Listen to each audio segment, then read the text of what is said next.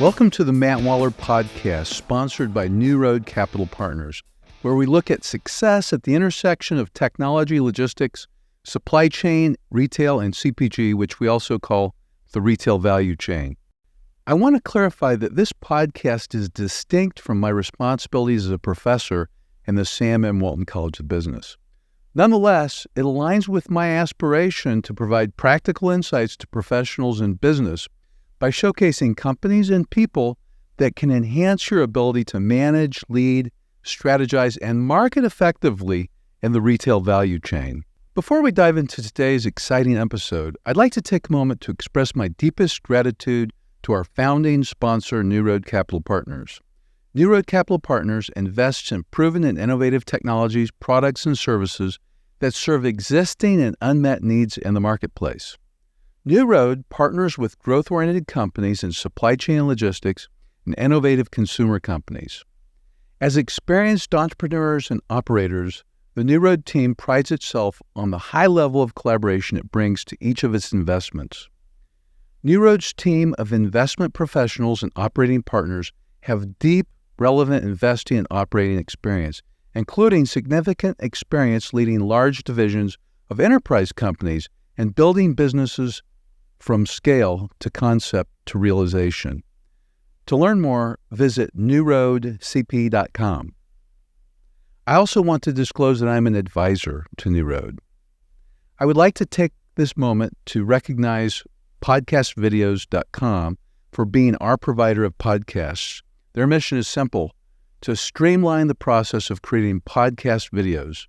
They're equipped with industry-leading equipment and streamlined processes, and their studio and services save you time, money, and hassle. I'm very pleased with the services they provide me. Now, without further ado, let's get started with today's episode. I have with me today Andrew Leto, who is the CEO and founder of Emerge. And you're going to hear some really interesting discussion about how transportation procurement occurs, especially for truckload, intermodal, and drayage. But you're also going to learn a little bit about the market for transportation. There's a huge opportunity in transportation to reduce costs, not only for shippers, but also for carriers and for the whole economy. So I love this conversation. I think you will too. Andrew's an incredibly successful entrepreneur, and I really want you to hear what he has to say about entrepreneurship, but also about transportation. And I'll tell you a little bit about his background. You'll see that he is passionate about reinventing freight procurement. And as I mentioned, he's the founder and current CEO of Emerge, which is based in Scottsdale. He established this company in 2016. In addition to his role at Emerge, Andrew is also the founder and partner at Arcturus Venture, a venture capital firm he started in January 2017 to help early-stage companies grow. What you'll hear in the dialogue is that his first company he started, it's a great story. I can't wait for you to hear it. He started without any money, and he put a lot of work and studied really hard. But now he does provide venture capital as well to companies. His proactive involvement in the business ecosystem extends to his role as a board member and investor in several other companies, including Palmetto, Edray Collaborative Port Logistics, Roadrunner Freight, and My Carrier. His strategic vision and industry acumen have contributed significantly to the growth and success of these companies, and you will hear why in detail. Andrew's entrepreneurial journey began in February of 2003 when he founded Global Trans, a 3PL and technology provider based in Phoenix. The company was subsequently acquired by TJC in 2018. In January of 2012, he founded 10-4 Systems, a company providing trucking visibility and optimization technology for shippers and carriers. That company was acquired by Trimble Inc. in 2017. From November 2018 to May 2019, Andrew served as a board member and investor for Map Anything, Inc., which was acquired by Salesforce in 2019.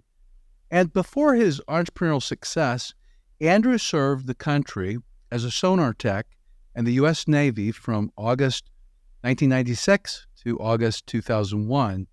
He served on the USS Lewis B. Polar, FFG-23, and the USS Stentham, BDG-63, honing his discipline, teamwork, and leadership skills.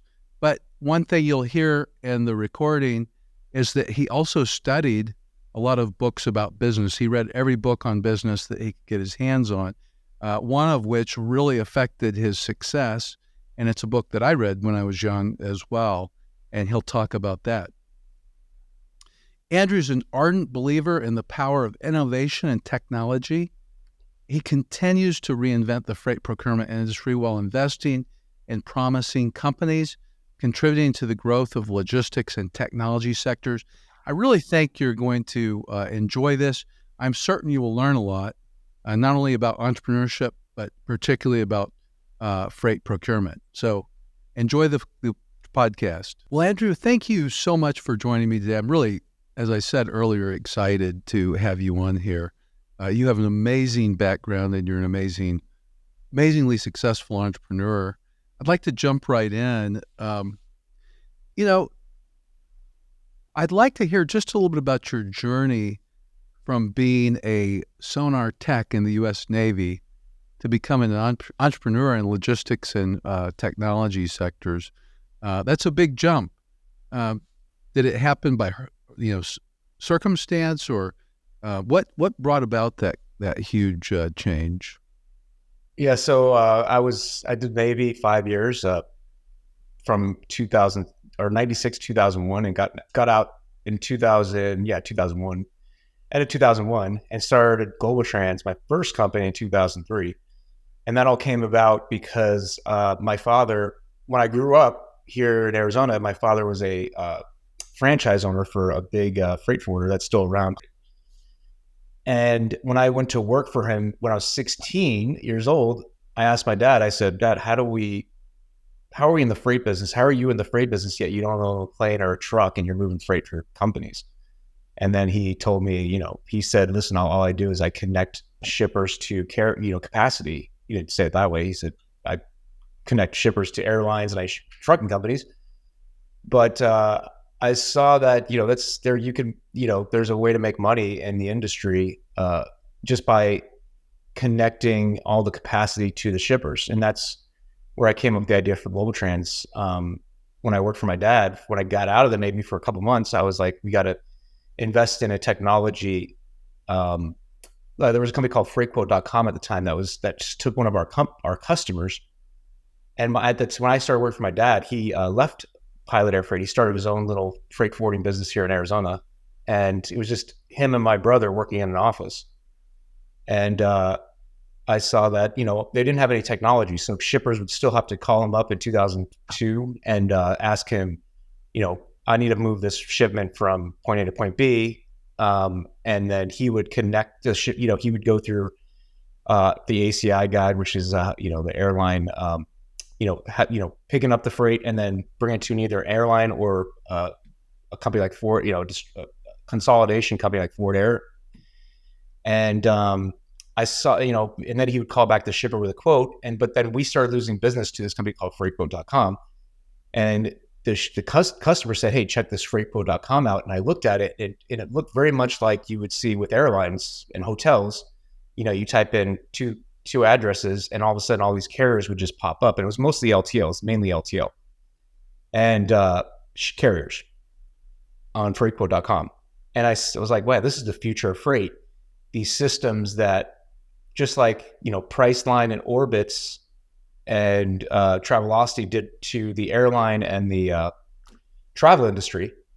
If you think like back, I wasn't around, I was too young for this, but back in the 80s, 90s, if you wanted to go on a vacation, you call a travel agent. And there were travel agents all over the place. And those were really destroyed. Like most of your travel agents, that business was destroyed by these websites for moving, for airlines. You could go on and get a plane ticket. You could go on and find a hotel just by using a website.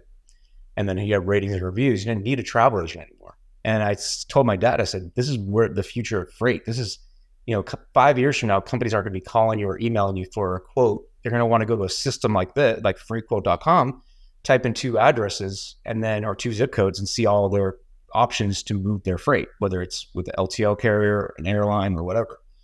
And he didn't want to do it. So I had to leave him and start Global Trans on my own, which was not easy because I started Global Trans without any money. Out of my bedroom when I was in 2003. And I started Global Trans with $0 in my name, in my pocket. And then, Global Trans ended up being acquired 7 years ago. And now it's a $2 billion company. And that was all really started just out of my bedroom. And, there's a whole story of how I started a company without any money. I can go into if you want, but, that's how I started Global Trans. I just saw that there was a need for these types of systems and websites. There was only one out there at the time. And eventually we built our own at Global Trans, and that was called carrierrate.com. And that's how we grew Global Trans, by just being one of the first websites that you could go onto as a shipper and see all the different options for capacity. I mean, you really saw into the future, and you were absolutely right, and it paid off for you. But you mentioned that you bootstrapped it, you didn't have any money. How did you do that? Yeah, so back in 2003-4, you couldn't get investors to invest in anything, especially technology and freight. So I had to be, I remember when I was working for my dad, I got a call from somebody that was moving something on eBay, and they prepaid us. And I remember they sent this thing called PayPal to us, and they paid us. And usually, you'd have to extend terms to shippers. Average shippers pay transportation companies in 40 to 45 days. So I obviously couldn't extend credit to anyone. I didn't have any money. So I went on eBay and I just emailed anybody I saw shipping anything over 150 pounds. And after about 2 weeks of doing that, after I first started my company, I went out during that time, I went out and got a couple carrier rates, and I knew exactly what kind of rate I needed to be competitive to like a company like FreightQuote or, other brokers out there that a shipper might call. And, back in 2003, if you sold anything over 150 pounds on eBay, you'd be like, okay, you'd call UPS and FedEx, and both those companies didn't have a freight division yet. Or I think FedEx just got one, they just bought American Freightways and Viking, but, it was so expensive to move freight if you were trying to sell something on eBay. So I knew that going into it, and I emailed everybody on eBay for 2 weeks. And after 2 weeks, I got all these calls from all these people that just sold something on eBay and saying, hey, I need to move this. And then I would tell them, hey, listen, don't have them come to your house because an LTL carrier is going to charge you a fortune for that liftgate and the residential fee. Go bring it to the terminal and tell your customer to pick it up at the terminal. So I had the best rate out there. And then I would put 40 or 50% on top of my rate. So if my rate the trunk company was $200, I would charge, $300, and I'd be the cheapest. They would prepay me, and I would pay the carrier in 30 to 45 days. So then when people say you need to have money to make money, I tell the story. You don't need money. If you're, the one thing I did was I saw that there was a need out there, and there was a whole need for people who would prepay me, because they were already paid through PayPal to move that shipment. And I knew that they would, if they called FedEx or UPS, they would get charged a fortune to come have a trucking company come pick that up. And so I just owned that market for a couple of years. And that's how I started a Global Trans, is just by taking prepayments from shippers. How old were you when you did this? I was 24 years old. Yeah, so I didn't go to college. I just went to the Navy and got out. So, but at that age, clearly you had an entrepreneurial mindset, because not everyone thinks like that. And then not only, a lot of people come up with good ideas, but you had to put out a lot of work without any guarantee of pay to make that work. Because you had to Yeah, contact all these people. right. I read a few business books. I self-educated myself. I knew I was behind, and I just really I read a bunch of books and how to start companies, and then one in particular like really blew my mind, which was Think and Grow Rich, which was written by Napoleon Hill 100 years ago, and it's pretty much the Bible of how like successful mindsets, how did they do what they did. The book was commissioned by Andrew Carnegie by this hot writer at the time, Napoleon Hill, to write. And now it's been, it's called now they have a term for what that book's about. It was actually rewritten 10, 20 or 15 years ago, called The Secret. And its whole idea is you can manifest in your head, like it's called Thinking You're Rich. It's a really bad term for a book, but that's really what I did. I was like, the whole idea of Thinking You're Rich in The Secret really is you have to picture yourself there and act like you're already there. So while you're building it. So I already had this idea of I'm going to build $1 billion, or not even say it then. I was like, I'm going to build a nice size company. And I had that. So I had this like kind of, passion for, it was kind of like necessity too, because I didn't have a college degree. Well, and I had no other options, so. I read that same book. I think it was my senior year in high school. I can't remember. And it certainly helped me in many ways. But it's funny, when you said you read that, I thought, wow, I can't believe it. There's so many successful entrepreneurs I run into that say they've read that book, Think and Grow Rich by Napoleon Hill. The Secret I've not read. There was also, this was probably past your time, but there was a book, I can't remember the name of it right now, by Zig Ziglar. Have you heard of him? Oh yeah. A lot of similar kinds of concepts that I still actually use today that I think are quite helpful. So that's really interesting. Yeah, I was like, I think education is definitely, you have to have education. I self-educated. That's how I did it. I just read every business book I could get my hands on from 2000. Actually, my last 2 years in the Navy, I did that. And then going into starting my company. So I was just really, I was like, I kept thinking like, I have to read everything, like Sam Walton's book, you probably read that, Made in America. I was like, how do these billionaires think? What's their mindset? I wanted to read all the autobiographies, especially. After I read Think and Grow Rich, it just kind of put me on this path of just self-education. And then I've always been like that in freight. I now consider myself somewhat of an expert and only in freight, because I think that knowing one thing is the key to everything, like just getting really good at it.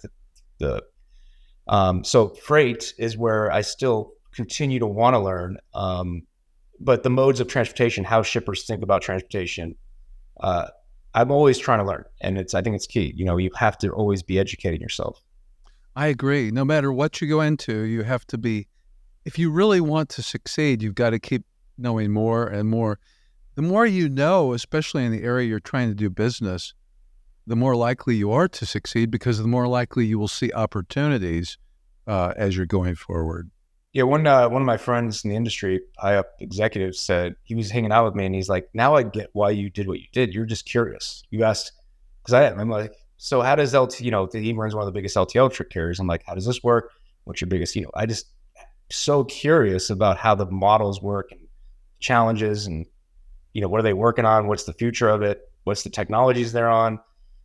I'm just so curious. And I think curiosity is like really the key. And then putting action behind and then coming up with an idea and then focusing on that one idea and then being good at one thing and being the best at one thing. I've always strived on knowing, I don't really care about anything else except I want to be the best at knowing how transportation works, how technology works and freight and how things move. When I see a truck on the road, I already know like, oh, that's a dedicated fleet. That's probably, there's a 20% chance this shipper is using it because I know it's one of their biggest customers. I really have it, like, I'm so, anytime if I'm driving on the highway, I'm just looking at every piece of equipment passing by. Oh, that's a freight forwarder. Oh, that's a, what do freight forwarders do? What's the difference between a freight forwarder and a broker? There is differences, and you have to learn all these things. It's key. And that's why it's almost impossible. And when I see big companies in our industry hire people from outside of our industry, like some of the CEOs, some of the biggest brokers just did that just recently. I'm just like, I know that it's going to fail. It's so hard for anybody that's not in transportation to come into transportation and lead something and say, oh, here's where our company's at, and here's where we need to be in 5 years. It's going to take them 2 to 3 years just to get up, to even know that. And it's never been done. Actually, you have to be in freight and transportation to succeed in freight and transportation for, at least for 2 or 3 years, know it. I actually think that's true in most areas of logistics and supply chain management. It's a black box to most people, and you've got to put out a lot of effort to learn it. I mean, like you say, most people don't know the difference between truckload and LTL or intermodal, let alone a broker and a freight forwarder. Or an NVOCC. All of these kind of concepts, people have no idea. If they see a truck going down the road, they don't know if it's LTL or truckload. They don't know how those business transactions occur. So I can see your point. This is true even in other areas of logistics. Inventory management. Inventory management and forecasting are a whole nother area that are so rich and deep, which I think is one of the reasons why logistics and supply chain are such great areas for entrepreneurship. There's so many opportunities here. And I think, when I say I'm amazing at supply chain logistics, what you just mentioned right there, if I went to work at a big shipper, you have to be good at that too. I know nothing about that. I know transportation. I know how, if you need to move this 150-pound piece or 1,000-pound piece or a truckload from point A to point B, I know the best way to do that and but that's it. I know nothing about the other parts of, because if you work at a shipper, you have to be good at inventory management and all that other stuff, warehouse management and all that stuff I'm clueless on. And you have to be, you can't be great at all the aspects. Even it's so big, just transportation in general. I'm great at transportation. That's it. Like what you just mentioned right now, I know nothing about. Well, this really is a good place to transition a little bit, because I know that Emerge is your most recent, I think one of your most recent entrepreneurial endeavors. And, Emerge is reinventing freight procurement. So if you wouldn't mind, if you could share, first of all, some of the listeners understand freight procurement and some don't. And I know, and correct me if I'm wrong, but Emerge doesn't focus on LTL. You focus more on truckload and intermodal and those kinds of modes. But if you could talk a little bit about how it's traditionally worked in terms of freight procurement, what problems exist, and then what motivated you to start Emerge and want to reinvent procurement? Well, I started with when I worked as a broker. When I started that brokerage, I realized that when I talked to the biggest shippers in the country, every shipper, I was like, okay, you have to, and I got good at technology. I really learned how to build platforms there. Because we had all of our own platforms, and we built our own systems and technologies, like where you go on and see all your carriers, and you pick for LTL only. We were mainly LTL brokerage to start, and then when I got into truckload, I realized the truckload by far is the biggest spend of any company if you ship, and if you take away like the parcel side as far as freight, it's the biggest spend. Freight, I would say it's even bigger than. Obviously, it's way bigger than parcel. Parcel is dwarfed by truckload by 5-6 times. Truckload's at $700 billion industry when you take dedicated for hire trucking in the United States. It's 3 cents of every dollar, 4 cents of every dollar spent in the United States is spent on trucking. The veins of our country are these highways, and every 4th, 5th car on the highway is a 53-foot truck, van, flatbed, reefer. And I realized that every company in the United States has a TMS. They all have a management system. But I also, when I was at Global Trans, I realized that most of the bids that we would get for truckload, especially, or any other mode of transportation, were an email from an Excel spreadsheet. And then I realized that most shippers don't have a procurement system for, going out and procuring their trucks. And you think about this, if you're $1 billion shipper and you send $1 billion of trucks out, there's 4,000 carriers in the United States, 4,000 with 20 trucks or more, different trucking companies. There's about 100,000 for-hire trucking companies like that you could just call and hire. A lot of them have, 4,000, 96,000 are 20 trucks or less. But if you take just the 4,000 carriers with 20 trucks or more, I was thinking about this and I was like, wait a minute, why do we, if you don't have a platform to go procure freight, you can only bring in, think about this, if you're just using Excel spreadsheets and email, which most shippers do, by the way, when I started, because the TMSs don't do procurement well. You have to go out, email, you can only bring in 50 carriers total. Think about trying to email a spreadsheet to more than 50 trucking companies and brokers. It's just, it's so hard to manage. So you have to, if you have more than 50 carriers, you have to have a procurement platform. And there was 2 when I started, but only the biggest companies use those 2. Like the $1 billion plus shippers would have these 2 platforms. The TMSs didn't do it well. And I realized, and when COVID happened and all this stuff happened, like shippers have to run a more consistent, the yearly annual bid was broken, and then they had to run more bids. And there was, even if you were on these platforms, they weren't built for annual bids. They weren't built for seasonality bids, like running a bid every quarter, every month. When everybody started buying things online and freight got crazy after COVID. So shippers needed something more agile and something easier to use. And that's where we really just started taking off. But I would say this, like the biggest reason I started Merge is if you're a transportation manager and your CEO says to you, hey, I need to lower the price of freight. What is the best way to do that? The best way to do that is to lower your cost of trucking and intermodal and all your modes of trucking. And you mentioned LTL. We're going to do LTL. We just haven't got there yet as far as our platform. Our platform does drayage, intermodal, and truckload at this point, procurement. It's all part of the plan. Where LTL is a little harder because there's some intricacies and the rating. You have to connect to this company called SMT3 and all that. So we're working on that. But at this point right now, if you're tasked with, hey, we have a $2 billion truck spend in transportation. If you have a $2 billion freight spend, that means probably about a 1.2 billion of that is trucking. Maybe 400 or 500 billion of it is containers. We're going to do that eventually. And then the rest is LTL and parcel. And if you ask shippers, how do you lower that price of trucking? Well, the best way to do it is to bring more carriers to your bid. But if you don't have a platform to do that, if you're using spreadsheets and email, you can't do it. And also, and this is the main reason I started Emerge. Yes, we're in procurement, but I realized this. I said, and I say this all the time to shippers, if I had 100 trucks, and there's 4,000 truck companies in the United States with 20 trucks or more. And there's about 1,000 with 100 trucks or more, 1,000 different truck companies. If I have 100 trucks, what is the chances I have access to your bid? And the answer is 1%. There's a 1% chance I have access to your bid. Because remember, the average shipper only brings 30 asset providers to their bid. That means 99% of the capacity is locked out of the bid. And if anything knows anything about trucking, there's a thing called backhauls and headhauls.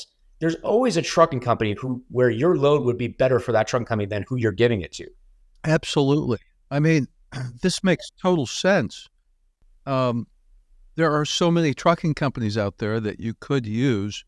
I mean, one, ignoring the intricacies of transportation just for a moment, simply by having more bidders, you're going to get a better deal. Well, of course. Simply. But if you consider the intricacies, right, some lanes are better for some carriers than others. And so it makes sense that in some ways this would not only make the shipper better off, it would also make the carrier better off because they're going to get the awards that are best for them. Now, you want to hear something crazy? There's a lot of shippers out there that I know. Some of the biggest names you would see, some of the biggest big box retailers that compete with Walmart. Walmart's pretty good about it. So is Amazon. As far as, Amazon is great at it. And I'll tell you that if you want to know why they're better than Walmart, I'll tell you why. I'm not going to make friends at Walmart, but that's okay. I really, truly believe that they do better at capacity and they spend less money. And there's a simple reason why. But they're some of the biggest box retailers. One of the biggest only brings in 20 carriers total to $2 billion freight spend. 20 carriers total. I know this for a fact because we see a lot of bids. If you have 60 or 70 carriers bidding on a lane, you're going to see a 10% better, 15% better price on that lane than if you bring in 15 carriers, 10. So 4X carriers, you're going to get 10 to 15%. It's about 15%. So if you're going to, if you bring in 20 carriers, your lowest might be $2 a mile. If you bring in 80 carriers to that bid, you could see a price of $1.70. It's just simple, per mile, because there's a trucking company. It's like, oh, I got 5 trucks going there today anyway from another shipper. This would be a perfect load for me, better than the other freight I'm getting because remember, I am not connected to every shipper. I could go pretty good on this price. It's just simple math. And to me, it boggles me that if you have a $2 billion freight spend, you could put $150 million to through 200 to even up to $300 million to your bottom line if you just ran a procurement event and brought capacity to your billions of dollars of freight. It drives me crazy. Again, that's why, that's what keeps me going, is because to me, it's crazy that they would even try that. And also the fact that they're just locking out capacity. It's the most fragmented industry in the United States, one of the most fragmented industries. Imagine any other industry that's as big as trucking, where there's 100,000 different people to call to move that freight, or move to call that you could call. So procurement, to me, is one of the most important things, and the number one thing of, hey, we need to lower our cost of transportation. Run a good procurement event on all your modes of transportation, and you will see a massive savings. So that's what we're doing. That is so interesting.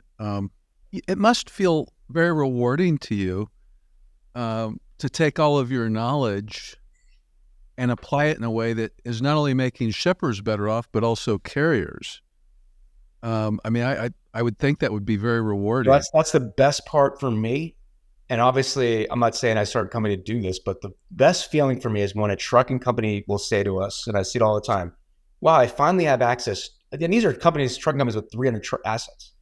Because remember, like I said, there's a 99% chance if you just name a company out there, a shipper, there's a 99% chance they don't have access to that freight, to that bid.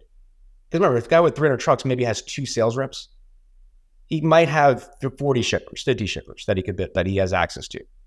100, maybe 100. Remember, but there's thousands of 200,000 shippers in the United States. But hearing like, wow, I finally have access to bid on this freight. That's the key to what we're doing in Emerge. Well, not only does this make shippers better off because they're paying lower prices, and carriers better off because they're getting lanes that are better for their network, but it's also better for the economy because it, for one, it reduces the amount of fuel burn because you're being more efficient on everything. It's really kind of like allowing Adam Smith's invisible hand to do its work in this kind of environment.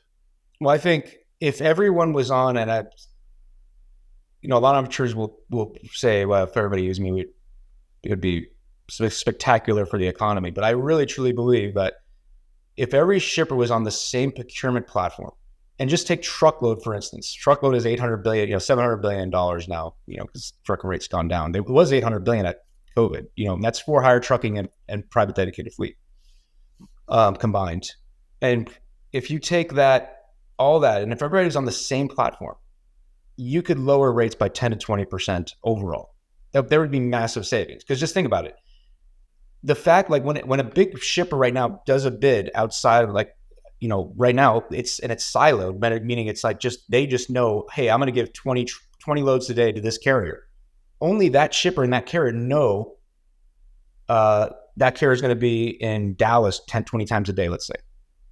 But imagine if that shipper procured on the same platform as other shippers. Now that carrier now has that with the 20 trucks going to Dallas every day, now has opportunity to bid on freight for another shipper going exactly back to that location perfectly. And then you would see savings. I mean, there's gonna be savings. And I think if a shipper, and I see this, shippers with more carriers, power only, they're the biggest truck fleet in the United States now. They pay the least amount because they have a marketplace. They let thousands of carriers in. Only a few shippers do that. Their competitor only allows 300 carriers in, or 400 carriers. And it's just, I think it's what you need to do is you need to have an open marketplace. Why are you locking carriers out from bidding and buying your freight? The shippers that do that pay less per mile. And we see that. So if you have 80 bids per lane, like great example is like they have a brokerage, they pay a lot less because they have a brokerage that allows thousands of carriers in. So 2,000 carriers join because they have a brokerage. So the companies that actually, the biggest shippers that have their own brokers pay the least amount on freight too. So it's but that just shows you it's a great thing to bring more capacity to your freight. The other interesting thing about this from an inventory perspective, a few of them, one is that one of the reasons companies hold more inventory than you might think is optimal is to economize on transportation, right? As transportation costs decrease, firms and the economy will actually spend less on inventory as well. And actually, there's empirical evidence of this at the economy level. There's been some studies done that show this is true. So if you really can bring down costs dramatically in transportation, you also bring down inventory costs as well in the economy. But that's pure economics there. But in addition to that, there's probably some other secondary and tertiary effects, because if carriers are getting their best lanes, there's probably going to be better on-time delivery and shorter lead times as well, which it decreases the amount of safety stock the companies have to carry. So pretty fascinating. Let me ask you this.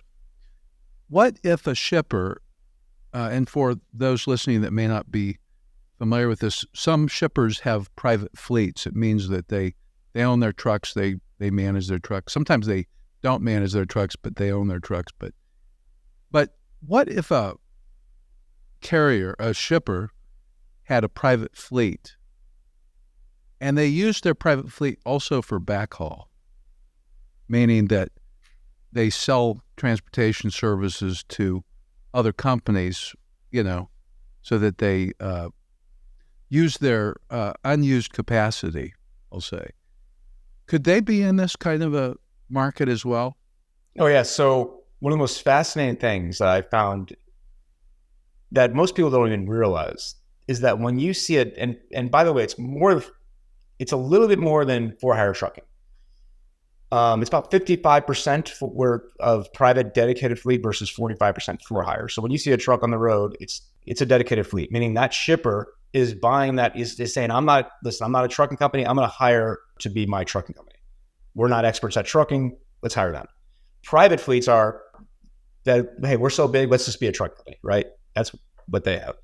So a lot of people don't even know the difference between private and dedicated. So that's the difference between private and dedicated. But what's crazy and fascinating about that whole side, remember, let's say the industry is 700 billion, that means 350 billion of freight is moved on private dedicated fleets. And there's a 40% chance, if you pulled over any private dedicated fleet on the road and said, hey, let me see the back of your trailer, there's a 40% chance, some say 35, I think it's around 35 to 40, that there's no freight in the back of that truck on the highway. So when you see a dedicated private fleet, remember, the shipper's paying both ways. And it makes sense. Let's say you have a DC in Phoenix, where I live, and you have stores up in Flagstaff, and you need 10 trucks a day to go to Flagstaff, right? What are the chances that there's 10 loads coming back? Zero. I mean, it's very slim, right? So it's not like you're not going to fill all of it up. But just think about that. That means 55% of the trucks in the United States on the highway,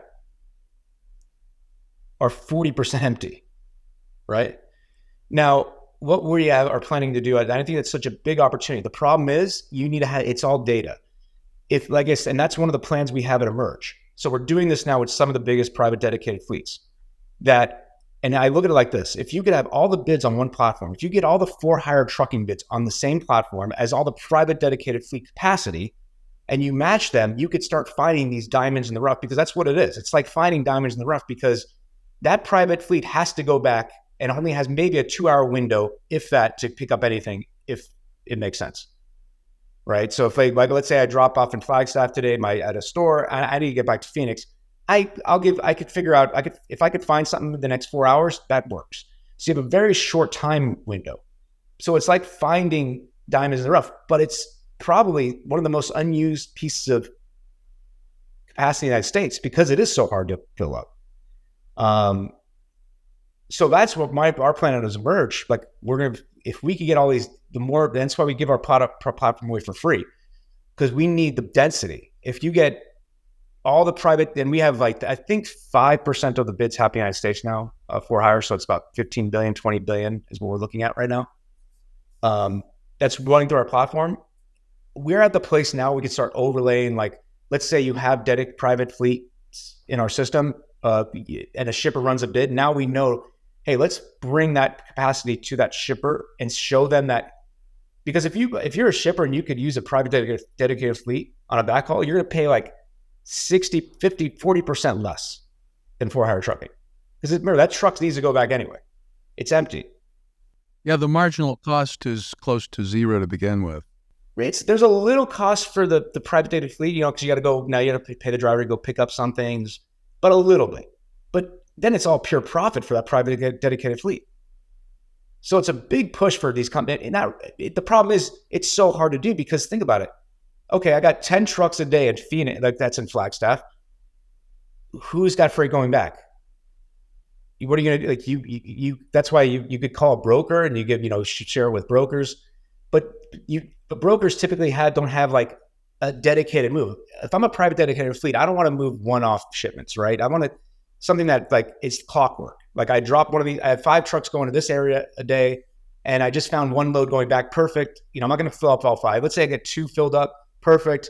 But it's a daily move, maybe going back, or maybe twice. It's something consistent. So you need a contract. You need to place your private dedicated fleet capacity in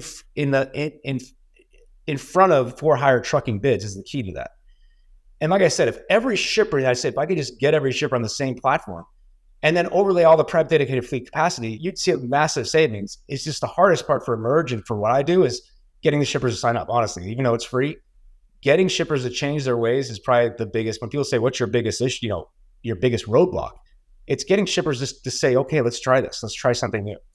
But I think once, we're at the place now where we have enough bids happening where it makes sense for us to start pushing private dedicated fleets. We got the biggest one in the United States in our system now. They're going to buy $10 million of freight this year, which means that shippers are saving 40% on that 10 million. Because like I said, it's about a 40% discount to what you're paying for for-hire trucking. If you could find those private dedicated capacity. But if my plan at Emerge is to get as much for-hire trucking bids on our platform as possible, and then overlay all the private dedicated fleet capacity on top of that. And then when a shippers run a procurement event, it pops those carriers up with hey, there's 10 trucks a day from this shipper that need to go back. And they click. My goal, my plan is right now you click a button, you check availability on that, and then you could see if that works, right? Because there needs to be a call between both companies. There needs to be someone between both companies that figures out, will this work? Because it's like I said, it's very sensitive equipment. You can't wait 4 hours. You can't pick up the next day. It has to be a consistent move picked up at almost the same time. Okay, Andrew. Yeah, thank you, Matt. Appreciate your time today. Oh, thank you for your time. I loved it. If you're finding value in this podcast, we greatly appreciate your support by subscribing to our YouTube channel. Additionally, following us on Apple and Spotify and leaving up to a 5-star review would be immensely helpful. We welcome any feedback or questions related to the podcast as well as suggestions for further topics and guests. You can leave your comments on our YouTube channel, and rest assured that I will read each and every one of them. Please also take a moment to check out our podcast sponsors, as they play a critical role in keeping this podcast running. For more information on specific topics, timestamps, or links to articles mentioned during the podcast, head over to mattwallerpodcast.com.